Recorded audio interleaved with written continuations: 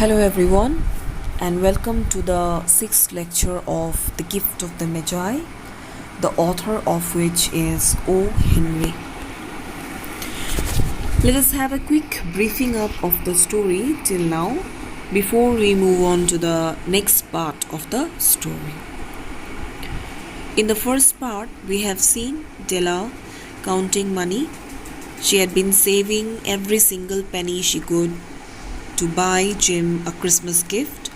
It's Christmas time and Della has just $1.87. She is very tensed and everything appears to be bleak and grey and dark before her eyes when suddenly she remembers her long lavish hair. Her hair which was her sole possession. Quickly she steps out of her house and goes to Madame Sofroni's shop to sell her hair. She is able to sell her hair for $20 and with the amount, that is $21.87, she goes to look for a good gift for Jim and ends up buying a platinum fob chain. She comes back home and repairs her hair using the curling irons and impatiently awaits the arrival of her husband, Jim. She is tense because she doesn't know how Jim would react or respond to her haircut, as she was looking more like a schoolboy than a woman. And let's see what is Jim's reaction. The door opened and Jim stepped in and closed it. So he enters the flat. He looked thin and very serious. Poor fellow, he was only 22 and to be burdened with a family. He needed a new overcoat and he was without gloves. So like Della, Jim was also a very young man, only in his 20s, too young to be handling the responsibility of a family. That's why the author is writing burdened with a family. That means from Jim's appearance, it seems like he had married quite early. And in the presence of economic depression, the situation is really challenging and tough for Jim to handle his family, to maintain his family. He is not dressed up well. He is still wearing his worn out overcoat and his gloves are also missing.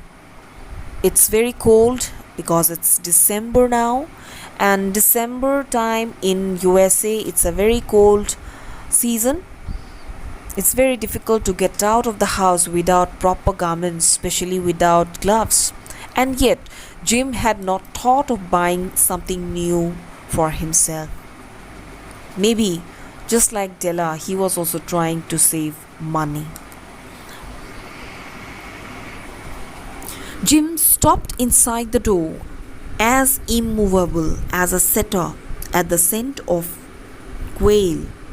His eyes were fixed upon Della, and there was an expression in them that she could not read, and it terrified her. So Jim, once he enters the house, he is almost taken aback by Della's appearance. Because Della, he probably had never expected that her hair would be cut. And he, after entering, he is rendered fixed, he is rendered immovable, just like a setter. Now, what is a setter? Setter is actually a breed of dog that is used for hunting. Okay, and how does the dog react? The moment it is able to detect the smell or scent of a prey, say a quail bird. I suppose all of you know quail birds.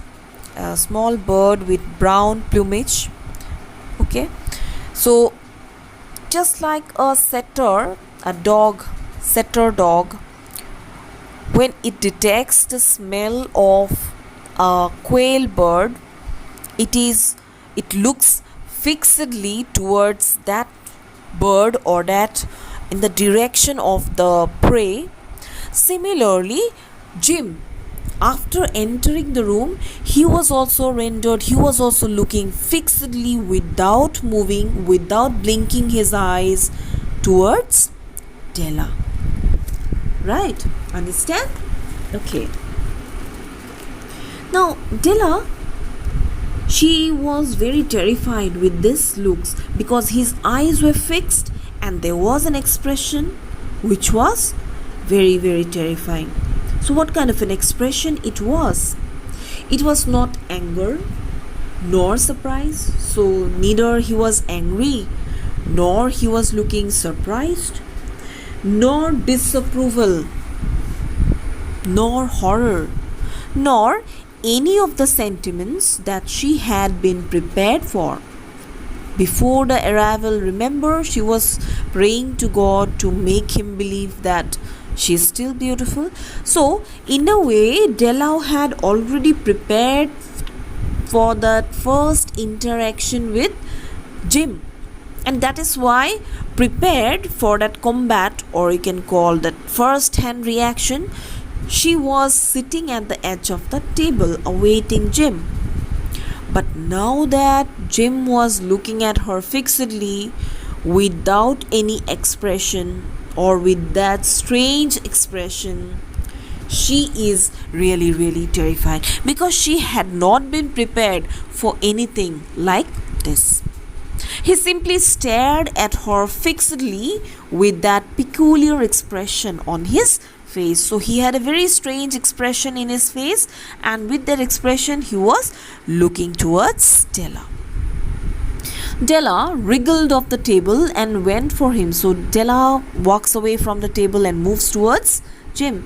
Jim, darling, see, look at her expression. Look at the way she cajoles, try to cajole and pacify him. Jim, darling, she cried, don't look at me that way. I had my hair cut off and sold it because I couldn't have lived through Christmas without giving you a present. So it's for you to buy you a Christmas gift. That is why I have cut my hair and sold it. I didn't have money, and if I didn't give you a Christmas gift, it would be very difficult for me to live, or rather it would be hard, it would be disheartening for me to consider the fact that I had not given you anything during Christmas. So I could not accept the fact, so I had to cut off my hair and sell it. It will grow out again, you won't mind, will you? Oh, don't mind, please, because my hair, it grows out. I just had to do it. My hair grows awfully fast. Say Merry Christmas, Jim, and let's be happy. So, come on, Jim, be happy now. Don't be so moody. Please be happy because it's festive time. Let us enjoy. It's Christmas after all. You don't know what a beautiful, nice gift I got for you. So, Della is trying to divert Jim's attention from her hair, okay, and she's trying to coax and cajole him so that he is pacified, he forgets everything, and he takes it for granted. Okay, he doesn't mind it too much, right? But is it possible for Jim to come out of that spell? You have cut off your hair, asked Jim laboriously, as if he had not arrived at that patent fact yet, even after the hardest mental labor. It's not possible for Jim. Jim is just too shocked, too amazed, unable to come to terms with the fact that Della has indeed had her hair cut. Even after the hardest mental labor, that means after thinking and speculating for a long time, the while he was looking at her constantly, that moment he was also thinking and trying to figure out, has it really happened? Has Della actually cut her hair? This can't be so. But Della answers, cut it off and sold it. Oh, come on, I have cut it and sold it. Stay straight, trying to be as light as possible. Don't you like me just as well anyhow? I'm me without my hair, ain't I? So you love me, no, Jim? I know you love me because I'm Della, your Della after all.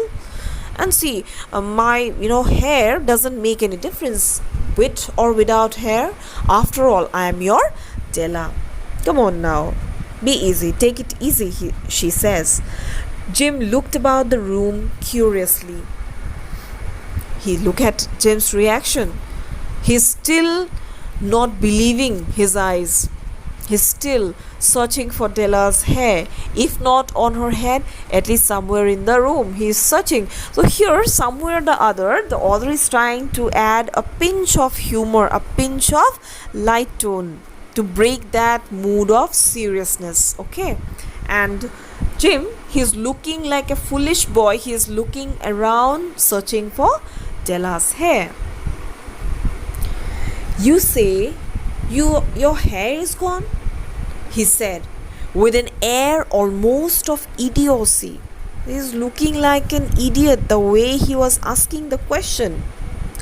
You say your hair is gone? Okay. So, such a innocent person, you see. It's still difficult for Jim to believe that actually Della's hair are no more. You didn't look for it, said Della. It's sold. I tell you, sold and gone too. It's Christmas Eve, boy. Be good to me, for it went for you. Maybe the hairs of my head were numbered, she went on with a sudden serious sweetness. But nobody could ever count my love for you. Shall I put the chops on, Jim? She had already prepared the chops, and the chops are ready to be put on, and she is trying to prove him that whatever she had done was an act of love, and in a very sweet tone, serious sweetness. Okay, sudden serious sweetness. See the repetition of the S, alliteration. So here and there we also come across the author's strategy of using literary devices, which makes his writings actually very, very interesting and poetic at certain points of time. And what does Stella say? She says that perhaps the hairs of my head were numbered. That means someone or anyone could, even if it is possible to count the hair on my head. Okay, she's saying that even if somebody wants, they would be, or he or she would be able to count the hair on my head, but no one, mind you, no one can count or measure my deep, deep love for you. This is what she's trying to say.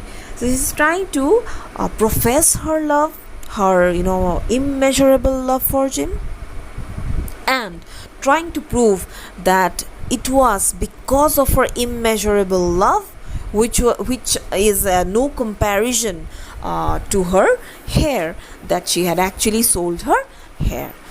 She loved her hair, all right, but then her love for Jim, that surpassed the love for her hair. So no matter what, she had sold her hair for Jim, to make Jim happy, right? Out of his trance, Jim seemed quickly to wake. He enfolded his Della. Okay, so suddenly, the moment she becomes so sweet and she addresses and tries to coax him and cajole him, he is taken by her words and he breaks out of that spell. Trance means spell, when you are cast into some kind of a spell. All this time he was looking at her fixedly, unbelievable. The fact that Della has cut her hair, that was unbelievable for Jim. But the moment Della addresses him so lovingly, he breaks out and collects Della in his, or wraps up Della in his arms. Okay. So what does the author say here? For 10 seconds, okay, give them 10 seconds. For 10 seconds, let us consider with discreet scrutiny, with a polite examination, some inconsequential object in the other direction. So something very consequential is happening here, something very important is happening here. And what is happening? Della and Jim, they are lost in their world of love. So let us give them 10 seconds, and let us not look at them for 10 seconds, look at some other side. Okay. And what is the other direction that he's talking about? $8 a week or $1 million a year. What is the difference? Is there any difference between $8 a week or $1 million a year? Is there any difference? He's asking a very simple question. A mathematician or a wit would give you the wrong answer. Suppose you are a mathematician. A mathematician always works by logic and facts. Okay, there is always a theory behind maths. So a mathematician won't be able to give the correct answer, because they would be looking into the material side of this concept. And definitely for a mathematician, 1 million is going to be greater in comparison with $8. Similarly, if asked to a wit, a person who is very intelligent, witty means you have sharp intellect, okay, you have intelligence, and you are very, very you can call it sly, or very wise, you can call it. Okay, if asked to a wit or a clever person, that person won't be also able to give you a correct answer, because the wit also would be looking into or rather looking at from the perspective of materialism, right? For the wit, if a person is able to get the maximum comfort, that is going to be a better life. So definitely the answer would be $1 million per year. But is it really so? Is there really any difference between $8 a week and $1 million a year? Okay, so he's questioning. The author is putting or raising a very, very significant question, and he feels that both these two people, a mathematician and a wit, they won't be able to give the correct answer. Why? Because both of them would be looking at the what side of thing? Materialistic side of the things, right? The Magi brought valuable gifts, but that was not among them. This dark assertion will be illuminated later on. The Magi, these people brought very precious gifts. As I had told you the story of the Magi, the three Magi. And why are they called the Magi? Because their gifts were very symbolic. But some way or the other, that was not the answer that the author is looking for. That is not found even with the Magi's gifts. It is undoubtedly it is true that the Magi's gifts, those were very precious ones, valuable gifts, and each gift having a symbolic meaning. Gold representing, lordship or kingship. Frankincense, again symbolizing divinity. Myrrh, that is again symbolizing sacrifice. All the three things which are associated some way or the other with baby Jesus, which is why these three men are considered to be Magi. But then their gift missed something. What is this? This dark assertion, this dark reality, or the assertion that the author is trying to give. He's not going to answer this question right away. It would be highlighted, it would be illuminated only at the end of the story. Okay? And what do you think? What should be the correct answer? Where there is love, there is no difference between $8 and $1,000,000 a year. This is the fact. So whatever it is, we will come to see how O. Henry tries to validate his answer at the end of the text, at the end of the story. Right? Now let us move to the next part. Jim drew a package from his overcoat pocket and threw it upon the table. Suddenly Jim, what he does? He takes out a packet. He had a parcel in his hands and he took it out from his overcoat pocket and threw it upon the table. Why he's throwing? Maybe the thing that he has in that packet, that is, when do you throw a thing? When you feel that it is something very casual, something very useless, valueless, right? So he was throwing that packet the same way. What do you think? What should be there in the packet? Okay, you keep on guessing. Let us come to the next paragraph. Don't make any mistake, Dell, he said about me. I don't think there is anything in the way of a haircut or a shave or a shampoo that could make me like my girl any less. But if you will unwrap that package, you may see why you had me going a while at first. So now, earlier it was Della who was professing her love for Jim. Now it is Jim telling her, explaining her that no, his love for her can never change, whatever the circumstances are.